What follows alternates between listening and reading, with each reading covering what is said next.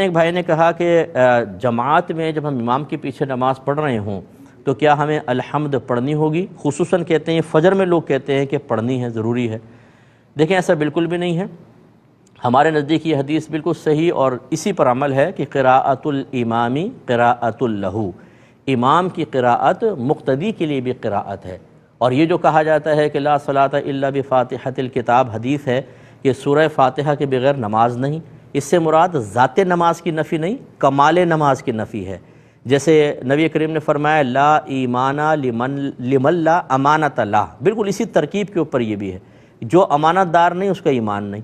لیکن کوئی بھی اس کا قائل نہیں کہ کوئی خیانت کرے گا تو کافر ہو جائے گا، اس کا مطلب یہ ہے کہ اس کا ایمان کامل نہیں۔ اسی طرح یہاں نماز کامل نہیں، اسی لیے ہم یہ کہتے ہیں کہ سورہ اور یہ اب یہ فرق دیکھ لیجئے اس میں، یہ جو حدیث ہے کہ لا صلاۃ الا بفاتحۃ الکتاب، یہ امام کے لیے ہے یا منفرد اکیلے نماز پڑھنے والے کے لیے ہے، اور جماعت کے لیے یہ ہے قراءۃ الامامی قراءۃ لہ۔ اس کا مطلب ہر چیز اپنی جگہ سیٹ ہو گئی۔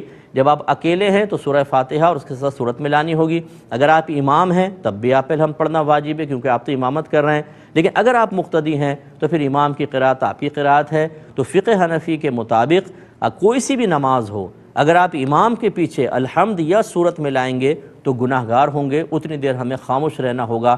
اگر جہری نماز ہے قراءت سنیں، سری نماز ہے اتنی دیر بس آپ خاموش رہیں، پڑھنا کچھ نہیں ہوتا ورنہ گناہ گار ہوں گے۔